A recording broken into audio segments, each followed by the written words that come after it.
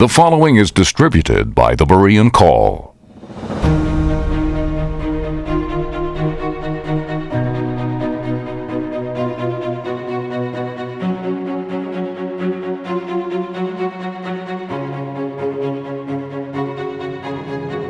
The woman which thou sawest is that great city which reigneth over the kings of the earth.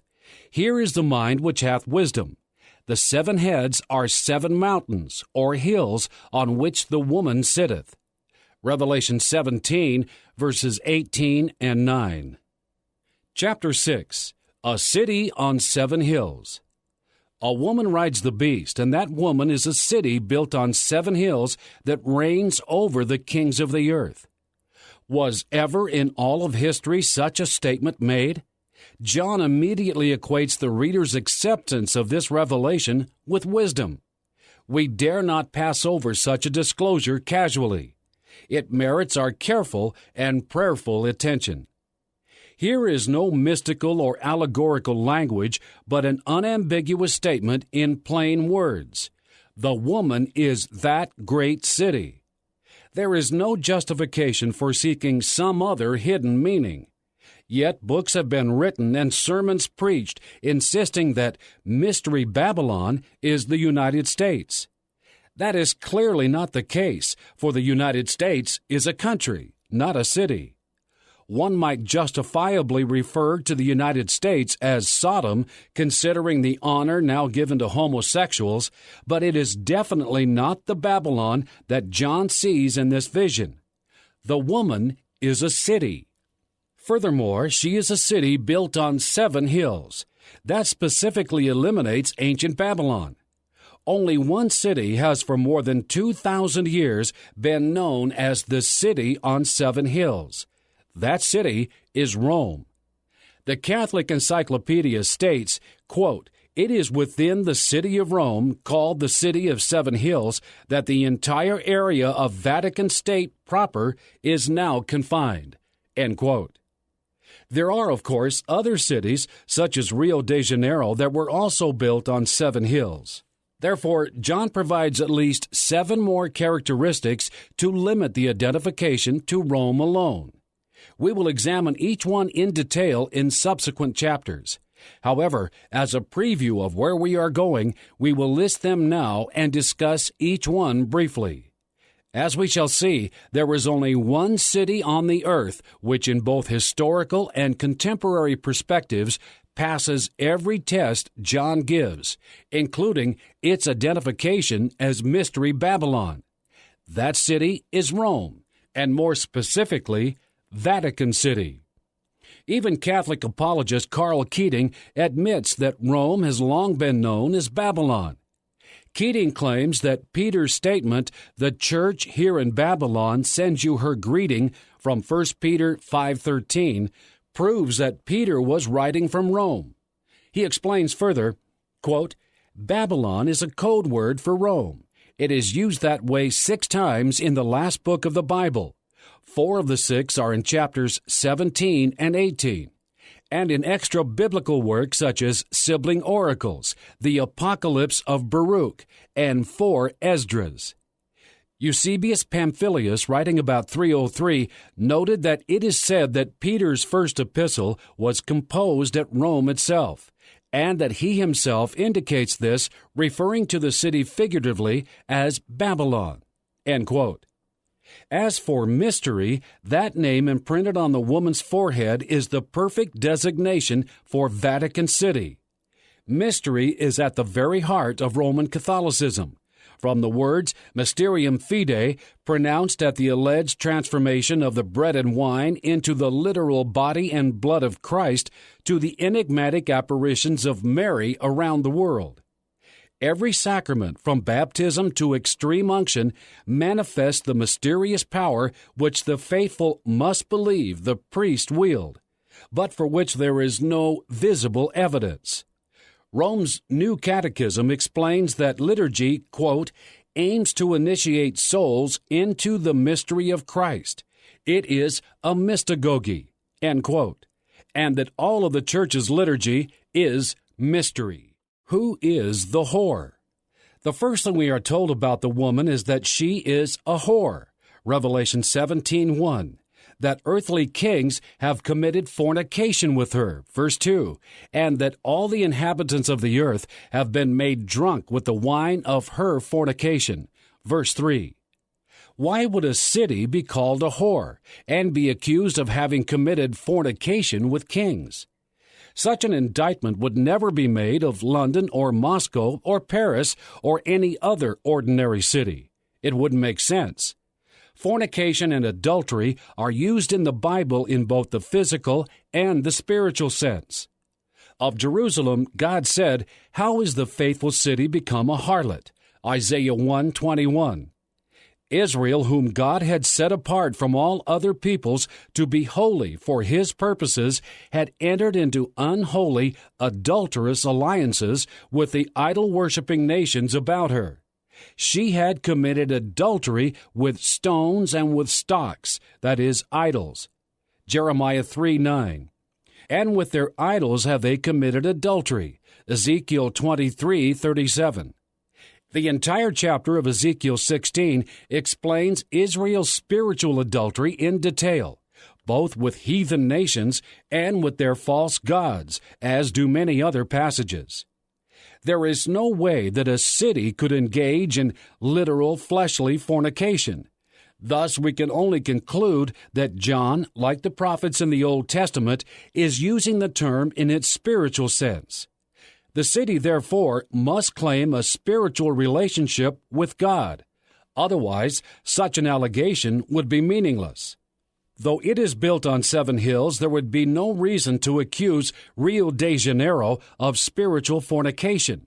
It makes no claim of having a special relationship with God. And though Jerusalem has that relationship, it cannot be the woman riding the beast, for it is not built on 7 hills. Nor does it meet the other criteria by which this woman is to be identified. Against only one other city in history could a charge of fornication be leveled. That city is Rome, and more specifically, Vatican City. She claims to have been the worldwide headquarters of Christianity since its beginning, and maintains that claim to this day. Her pope, enthroned in Rome, claims to be the exclusive representative of God, the vicar of Christ. Rome is the headquarters of the Roman Catholic Church, and in that, too, she is unique.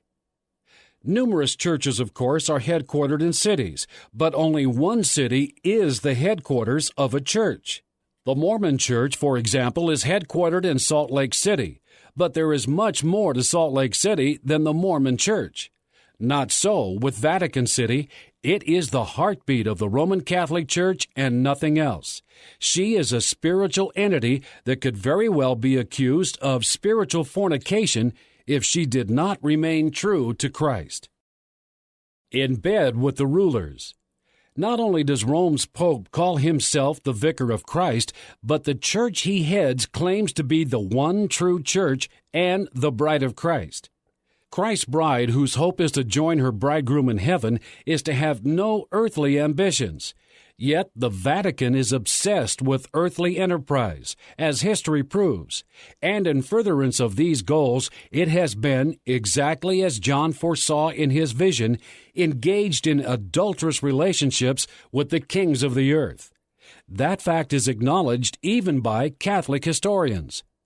Christ said to his disciples, "If ye were of the world would love his own. And because ye are not of the world, but I have chosen you out of the world, therefore the world hateth you." John 15:19. The Catholic Church, however, is very much of this world. Her popes have built an unrivaled worldwide empire of property, wealth, and influence.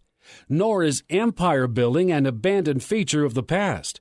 We have already seen that Vatican II clearly states that the Roman Catholic Church today still ceaselessly seeks to bring under its control all mankind and all their goods. Popes have long claimed dominion over the world and its peoples. Pope Gregory XI's papal bull of 1372, Insina Domini, claimed papal dominion over the entire Christian world, secular and religious, and excommunicated all who failed to obey the popes and to pay them taxes. Insina was confirmed by subsequent popes, and in 1568, Pope Pius V swore that it was to remain an eternal law. Pope Alexander VI, 1492 to 1503, claimed that all undiscovered lands belonged to the Roman pontiff, for him to dispose of as he pleased in the name of Christ as his vicar. King John II of Portugal was convinced that in his bull, Romanus Pontifex, the Pope had granted all that Columbus discovered exclusively to him and his country. Ferdinand and Isabel of Spain, however, thought the Pope had given the same lands to them. In May 1493, the Spanish-born Alexander VI issued 3 bulls to settle the dispute. In the name of Christ, who had no place on this earth that he called his own, this incredibly evil Borgia Pope, claiming to own the world, drew a north-south line down the global map of that day, giving everything on the east to Portugal and on the west to Spain. Thus, by papal grant, out of the plenitude of apostolic power, Africa went to Portugal, and the Americas to Spain. When Portugal succeeded in reaching India and Malaya, they secured the confirmation of these discoveries from the papacy. There was a condition, of course, to the intent to bring the inhabitants to profess the Catholic faith. It was largely Central and South America which, as a consequence of this unholy alliance between church and state, had Roman Catholicism forced upon them by the sword, and remain Catholic to this day. North America, with the exception of Quebec and Louisiana, was spared the dominance of Roman Catholicism because it was settled largely by Protestants. Nor have the descendants of Aztecs, Incas, and Mayas forgotten that Roman Catholic priests, backed by the secular sword, gave their ancestors the choice of conversion, which often meant slavery, or death. They made such an outcry when John Paul II, in a recent visit to Latin America, proposed elevating Junipero Serra, a major 18th century enforcer of Catholicism among the Indians, to sainthood, that the Pope was forced to hold the ceremony in secret. Christ said, "My kingdom is not of this world. Otherwise, my servants would fight." The popes, however, have fought with armies and navies in the name of Christ to build a huge kingdom, which is very much of this world. And to amass their earthly empire, they have repeatedly engaged in spiritual fornication with emperors, kings, and princes. Claiming to be the bride of Christ, the Roman Catholic Church has been in bed with godless rulers down through history. And these adulterous relationships continue to this day. This spiritual fornication will be documented in detail later. Rome equals Vatican. Some may object that it is Rome and not that small part of it known as Vatican City, which is built on 7 hills, and that the Vatican can hardly be called a great city. Though both objections are true, the words Vatican and Rome are universally used interchangeably. Just as one would refer to Washington and mean the government that runs the United States, so one refers to Rome and means the hierarchy that rules the Roman Catholic Church. Take, for example, a placard carried by a demonstrator outside the November 15th through the 18th, 1993 meeting in Washington, D.C. of the National Conference of Catholic Bishops. Protesting any deviation from the Pope's wishes, it read, "Rome's way or the highway." Obviously, by Rome, it meant the Vatican. Such is the common usage. So closely are Catholicism and Rome linked that the Catholic Church is known as the Roman Catholic Church, or simply the Roman Church. Moreover, for more than 1,000 years, the Roman Catholic Church exercised both religious and civil control over the entire city of Rome and its surroundings. Pope Innocent III, 1198 to 1216, abolished the secular Roman Senate and placed the administration of Rome directly under his command. The Roman Senate that had governed the city under the Caesars had been known as the Curia Romana, Roman Curia. That name, according to the Pocket Catholic Dictionary, is now the designation of the whole ensemble of administrative and judicial offices through which the Pope directs the operations of the Catholic Church. The Pope's authority even extended to large territories outside Rome, acquired in the 8th century. At that time, with the help of a deliberately fraudulent document manufactured for the popes known as the Donation of Constantine, Pope Stephen III convinced Pepin, king of the Franks and father of Charlemagne, that territories recently taken by the Lombards from the Byzantines actually had been given to the papacy by the Emperor Constantine.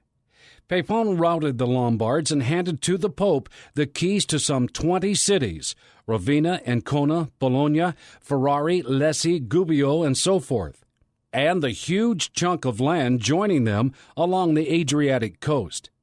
Dated 30 March 315, the donation declared that Constantine had given these lands along with Rome and the Lateran Palace to the popes in perpetuity. In 1450, this document was proven to be a forgery by Lorenzo Valla, a papal aide, and is so recognized by historians today. Yet, allegedly infallible popes continued for centuries to assert that the donation was genuine, and on that basis to justify their pomp, power, and possessions. That fraud is still perpetuated by an inscription in the baptistry of Rome's St. John Lateran, which has never been corrected. Thus, the papal states were literally stolen by the popes from their rightful owners. The papacy controlled and taxed these territories and derived great wealth from them until 1848. At that time, the Pope, along with the rulers of most of the other divided territories of Italy, was forced to grant his rebellious subjects a constitution. In September 1860, over his raging protest, Pius IX lost all of the papal states to the new, finally united Kingdom of Italy, which left him at the time of the First Vatican Council in 1870 still in control of Rome and its surroundings. The point is that exactly as John foresaw in his vision, a spiritual entity that claimed a special relationship with Christ and with God became identified with a city that was built on 7 hills. That woman committed spiritual fornication with early rulers and eventually reigned over them.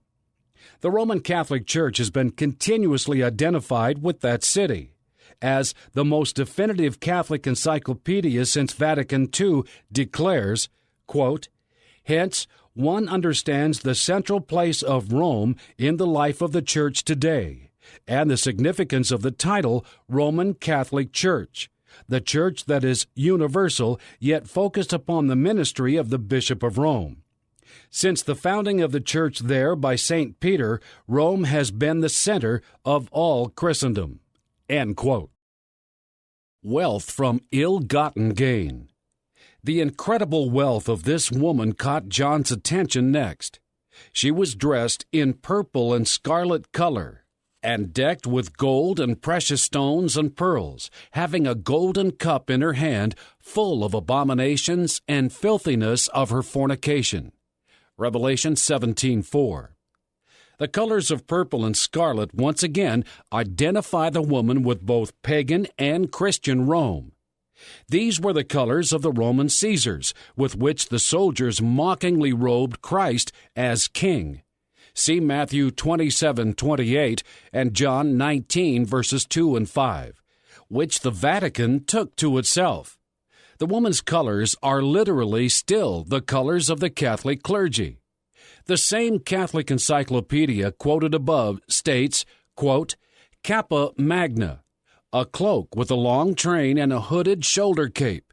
It was purple wool for bishops, for cardinals it was scarlet watered silk. For Advent, Lent, Good Friday, and the Conclave, purple wool. and rose-watered silk for Gaudete and Later Sundays, and for the Pope it was red velvet for Christmas matins, red serge at other times. Cassock, also soutane, the close-fitting ankle-length robe worn by the Catholic clergy as their official garb. The color for bishops and other prelates is purple, for cardinals, scarlet." End quote. The golden cup or chalice in her hand again identifies the woman with the Roman Catholic Church. Broderick's edition of the Catholic Encyclopedia declares of the chalice, quote, "It is the most important of the sacred vessels. It may be of gold or silver, and if the latter, then the inside must be surfaced with gold." End quote. The Roman Catholic Church possesses many thousands of solid gold chalices kept in its churches around the world. Even the blood-stained cross of Christ has been turned to gold and studded with gems in reflection of Rome's great wealth. The Catholic Encyclopedia says, quote, "The pectoral cross suspended by a chain around the neck and worn over the breast by abbots, bishops, archbishops, cardinals, and the Pope should be made of gold and decorated with gems." Unquote. Rome has practiced evil to gather her wealth, for the golden cup is filled with abominations and filthiness. Much of the wealth of the Roman Catholic Church was acquired through the confiscation of the property of the pitiful victims of the Inquisitions.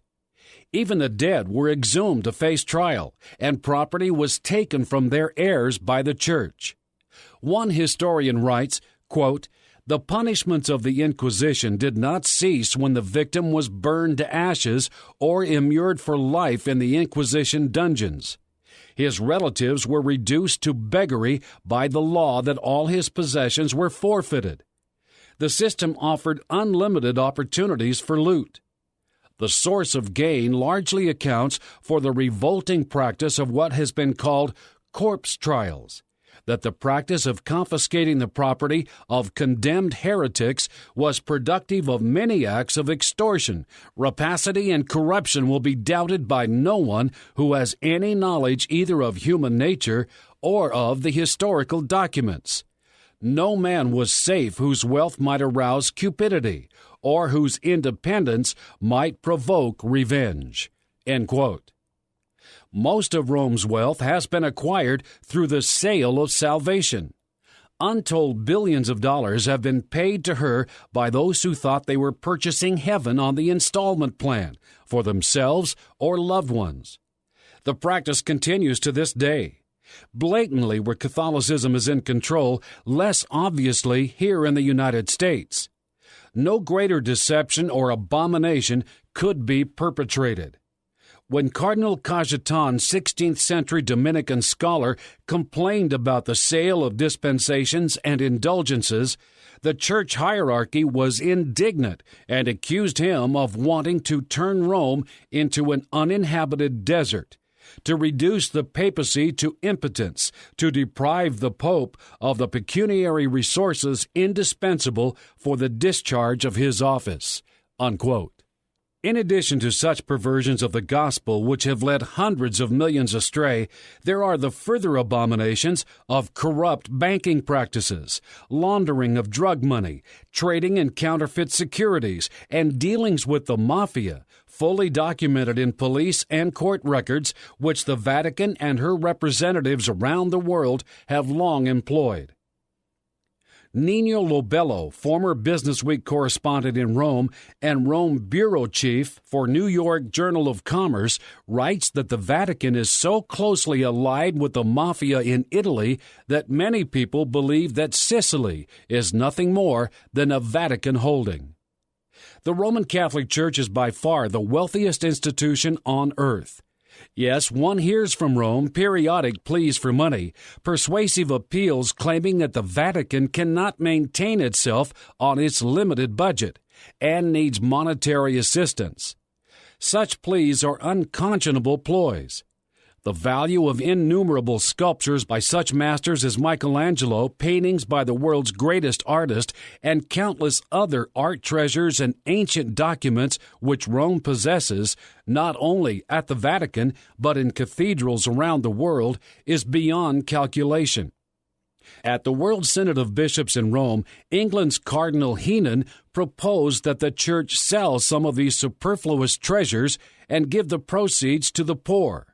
His suggestion was not well received. Christ and his disciples lived in poverty.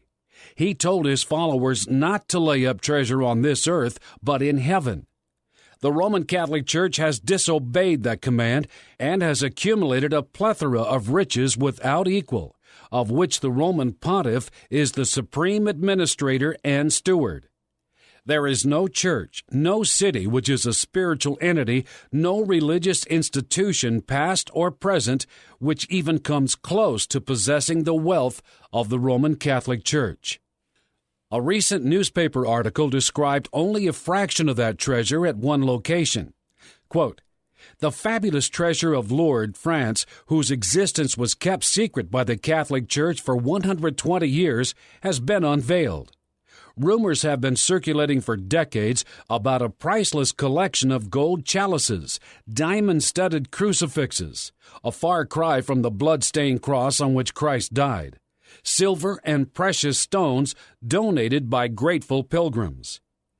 After an indiscreet remark by their press spokesman this week, church authorities agreed to reveal part of the collection. Some floor-to-ceiling cases were opened to reveal 59 solid gold chalices alongside rings, crucifixes, statues, and heavy gold brooches, many encrusted with precious stones. Almost hidden by the other treasures is the crown of Notre Dame de Lourdes, made by a Paris goldsmith in 1876 and studded with diamonds. Church authorities say they cannot put a value on the collection. "I have no idea," says Father Pierre-Marie Chériez, Director of Patrimony and Sanctuaries. "It is of inestimable value." Across the road is a building housing hundreds of antique ecclesiastical garments, robes, mitres, and sashes made in heavy gold thread. "The Church itself is poor," insists Father Chériez. "The Vatican itself is poor. The treasure described here is only part of that which is kept in one location, the small town of Lourdes, France." End quote. The mother of harlots and abominations. The more deeply one probes into the history of the Roman Catholic Church and its current practices, the more impressed one becomes with the amazing accuracy of the vision John received centuries before it would all be lamentable reality. John's attention is drawn to the inscription boldly emblazoned upon the woman's forehead. "Mystery Babylon the Great, the mother of harlots and abominations of the earth." Revelation 17:5. Sadly enough, the Roman Catholic Church fits the description mother of harlots and abominations as precisely as she fits the others. Much of the cause can be traced to the unbiblical demand that her priest be celibates. The great apostle Paul was a celibate and recommended that life to others who wanted to devote themselves fully to serving Christ. He did not, however, make it a condition for church leadership as the Catholic Church has done, thereby imposing an unnatural burden upon all clergy that very few could bear. On the contrary, he wrote that a bishop should be the husband of one wife, 1 Timothy 3:2, and set the same requirement for elders, Titus 1 verses 5 and 6. Peter, whom the Catholics erroneously claim was the first pope, was married. So were at least some of the other apostles. This fact was not the chance result of their having been married before Christ called them, but it was accepted as an ongoing norm. Paul himself argued that he had the right to marry like the rest. Have we not power, in the Greek exousia, the right or privilege or authority, to lead about a sister, a wife, as well as other apostles and as the brethren, half-brothers, sons of Mary and Joseph of the Lord, and as Cephas, that is Peter? 1 Corinthians 9:5. The Roman Catholic Church, however, has insisted upon celibacy, even though many popes, among them Sergius III, 904 to 911, John X, 914 to 928, John XII, 955 to 963, Benedict V, 964, Innocent VIII, 1484 to 1492, Urban VIII, 1623 to 1644, and Innocent X, 1644 to 1655, as well as millions of cardinals, bishops, archbishops, monks, and priests throughout history have repeatedly violated such vows. Not only has celibacy made sinners of the clergy who engage in fornication, but it makes harlots out of those with whom they secretly cohabit. Rome is indeed the mother of harlots. Her identification as such is unmistakable. No other city, church, or institution in the history of the world is her rival in this particular evil. History is replete with sayings that mock the Church's false claim to celibacy and reveal the truth.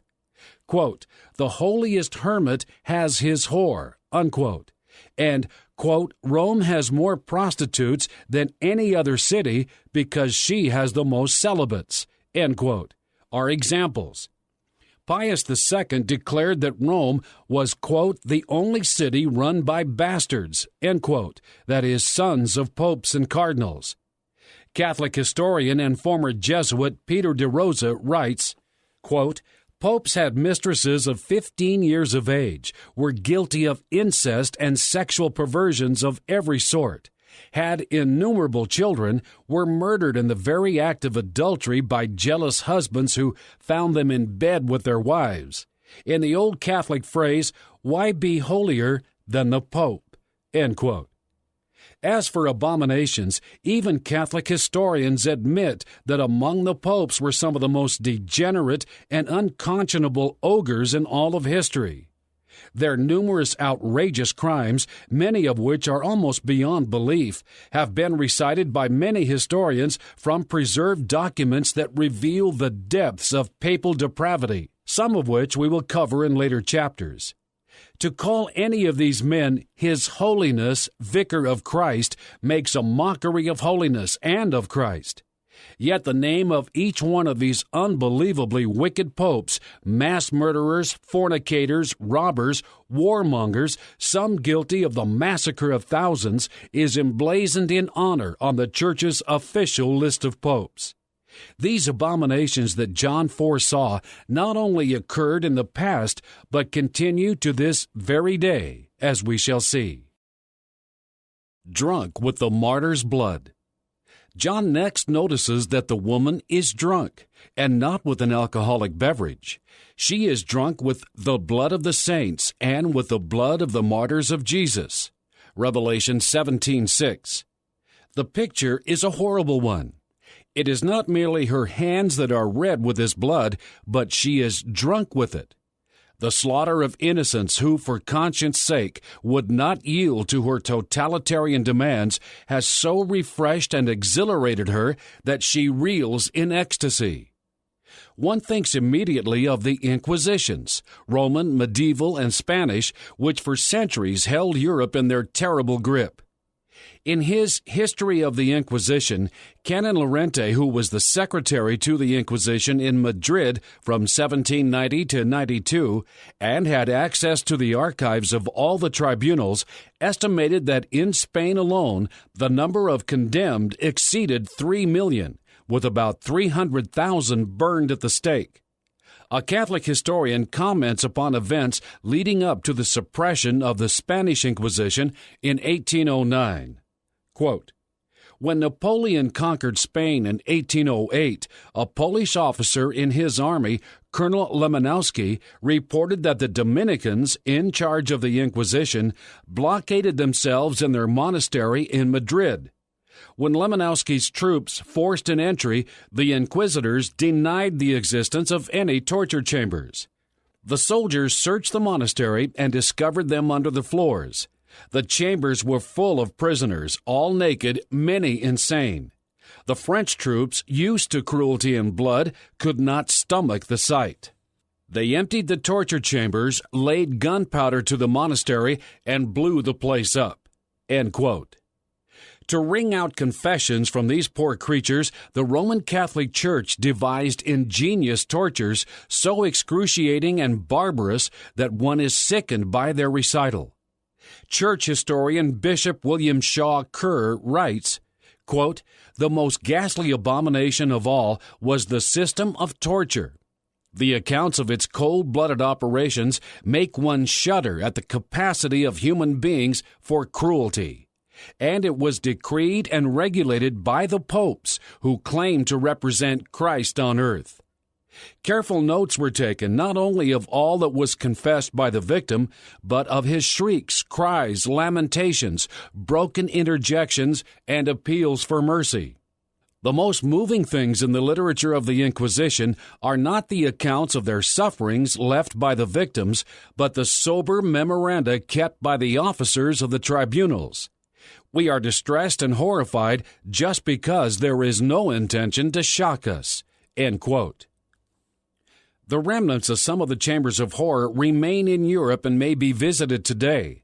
They stand as memorials to the zealous outworking of Roman Catholic dogmas which remain in force today, and to a church which claims to be infallible, and to this day justifies such barbarism.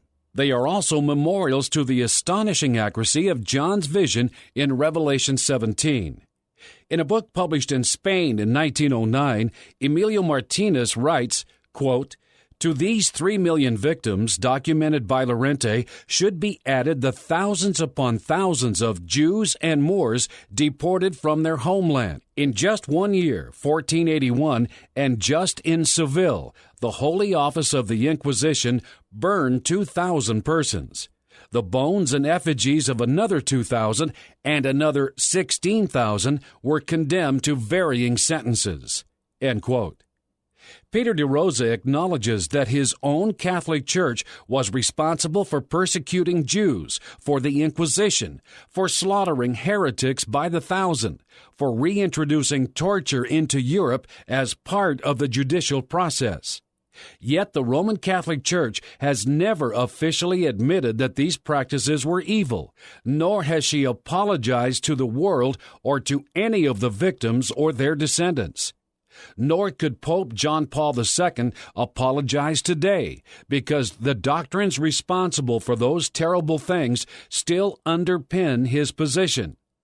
Rome has not changed at heart, no matter what sweet words she speaks when it serves her purpose. More blood than the pagans. Pagan Rome made sport of throwing to the lions, burning, and otherwise killing thousands of Christians and not a few Jews. Yet Christian Rome slaughtered many times that number of both Christians and Jews. Besides those victims of the Inquisition, there were Huguenots, Albigenses, Waldenses, and other Christians who were massacred, tortured, and burned at the stake by the hundreds of thousands, simply because they refused to align themselves with the Roman Catholic Church and its corruption and heretical dogmas and practices. Out of conscience, they tried to follow the teachings of Christ and the apostles independent of Rome. And for that crime, they were maligned, hunted, imprisoned, tortured, and slain. Why would Rome ever apologize for or even admit this Holocaust? No one calls her to account today. Protestants have now forgotten the hundreds of thousands of people burned at the stake for embracing the simple gospel of Christ and refusing to bow to papal authority. Amazingly, Protestants are now embracing Rome as Christian, while she insists that the separated brethren be reconciled to her on her unchangeable terms. Many evangelical leaders are intent upon working with Roman Catholics to evangelize the world by the year 2000. They don't want to hear any negative reminders of the millions of people tortured and slain by the Church, to which they now pay homage, or the fact that Rome has a false gospel of sacramental works. Christian Rome slaughtered Jews by the thousands, far more than pagan Rome ever did. The land of Israel was seen as belonging to the Roman Catholic Church, not to the Jews. In 1096, Pope Urban II inspired the First Crusade to retake Jerusalem from the Muslims. With the cross on their shields and armor, the Crusaders massacred Jews across Europe on their way to the Holy Land.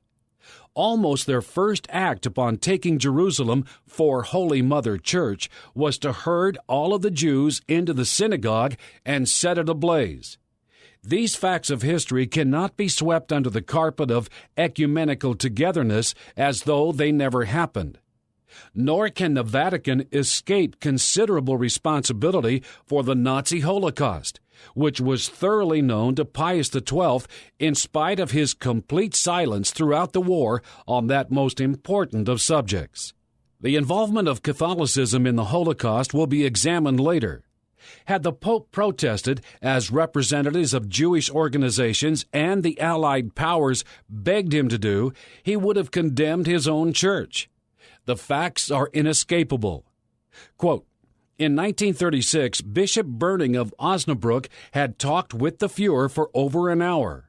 Hitler assured his lordship that there was no fundamental difference between National Socialism and the Catholic Church. Had not the Church, he argued, looked on Jews as parasites and shut them in ghettos? I am only doing, he boasted, what the Church has done for 1,500 years, only more effectively. Being a Catholic himself, he told Berning he admired and wanted to promote Christianity. End quote. There is, of course, another reason why the Roman Catholic Church has neither apologized for nor repented of these crimes. How could she? The execution of heretics, including Jews, was decreed by infallible popes. The Catholic Church herself claims to be infallible, and thus her doctrines could not be wrong. Reigning over the kings of the earth. Finally, the angel reveals to John that the woman is that great city which reigneth over the kings of the earth. Revelation 17:18. Is there such a city? Yes, and again, only one, Vatican City. Popes crowned and deposed kings and emperors, exacting obedience by threatening them with excommunication. At the time of the First Vatican Council in 1869, J.H. Ignaz von Dollinger, professor of church history in Munich, warned that Pope Pius IX would force the council to make an infallible dogma out of that pet theory of the popes, that they could force kings and magistrates by excommunication and its consequences to carry out their sentences of confiscation, imprisonment, and death. He reminded his fellow Roman Catholics of some of the evil consequences of papal political authority. Quote, when, for instance, Pope Martin IV placed King Pedro of Aragon under excommunication and interdict, then promised indulgences for all their sins to those who fought with him and tyrant Charles I of Naples against Pedro, and finally declared his kingdom forfeit, which cost the two kings of France and Aragon their life, and the French the loss of an army. Pope Clement IV in 1265, after selling millions of South Italians to Charles of Anjou for a yearly tribute of 800 ounces of gold, declared that he would be excommunicated if the first payment was deferred beyond the appointed term, and that for the second neglect the whole nation would incur interdict. End quote. Though John Paul II lacks the power to enforce such brutal claims today, his church still retains the dogmas which authorized him to do so. And the practical effects of his power are no less than those of his predecessors, though exercised quietly behind the scenes. The Vatican is the only city which exchanges ambassadors with nations, and she does so with every major country on earth. Ambassadors come to the Vatican from every major country, including the United States, not out of mere courtesy, but because the Pope is the most powerful ruler on earth today. Even President Clinton journeyed to Denver in August 1993 to greet the Pope. He addressed him as Holy Father and Your Holiness. Yes, ambassadors of nations come to Washington, D.C., to Paris, or to London, but only because the national government has its capital there. Nor does Washington, Paris, London, or any other city send ambassadors to other countries. Only Vatican City does so. Unlike any other city on earth, the Vatican is acknowledged as a sovereign state in its own right, separate and distinct from the nation of Italy surrounding it. There is no other city in history of which this has been true, and such is still the case today. Only of the Vatican could it be said that a city reigns over the kings of the earth. The phrase, the worldwide influence of Washington, means the influence not of that city, but of the United States, which has its capital there. When one speaks, however, of the influence of the Vatican around the world, that is exactly what is meant. The city and the worldwide power of Roman Catholicism and its leader, the Pope. Vatican City is absolutely unique. Forget a rebuilt Babylon. Some suggest that the Vatican will move to Babylon in Iraq when it is rebuilt. But why should it? The Vatican has been fulfilling John's vision from its location in Rome for the past 15 centuries. Moreover, we have shown the connection to ancient Babylon, which the Vatican has maintained down through history in the paganized Christianity it has promulgated. As for ancient Babylon itself, it wasn't even in existence during the past 2,300 years to reign over the kings of the earth. Babylon lay in ruins, while pagan Rome and later Catholic Rome, the new Babylon, was indeed reigning over kings. One 18th century historian counted 95 popes who claimed to have divine power to depose kings and emperors. Historian Walter James wrote that Pope Innocent III, 1198 to 1216, held all Europe in his net. Gregory IX, 1227 to 41, thundered that the Pope was Lord and master of everyone and everything. Historian R.W. Southern declared, quote, during the whole medieval period, there was in Rome a single spiritual and temporal authority, the papacy, exercising powers which in the end exceeded those that had ever lain within the grasp of a Roman emperor. That the popes reigned over kings is an undisputed fact of history that we will more fully document later. That in so doing, horrible abominations were committed, as John foresaw, is also indisputable. Pope Nicholas I, 858 to 867, declared, quote, we popes alone have the power to bind and to loose, to dissolve Nero and to condemn him, and Christians cannot, under penalty of excommunication, execute other judgment than ours, which alone is infallible. End quote. In commanding one king to destroy another, Nicholas wrote, quote, we order you in the name of religion to invade his states, burn his cities, and massacre his people. End quote. The qualifying information which John gives us under the inspiration of the Holy Spirit for identifying this woman, who is a city, is specific, conclusive, and irrefutable. There is no city upon earth, past or present, which meets all of these criteria except Catholic Rome and now Vatican City. That inescapable conclusion will become increasingly clear as we proceed to uncover the facts.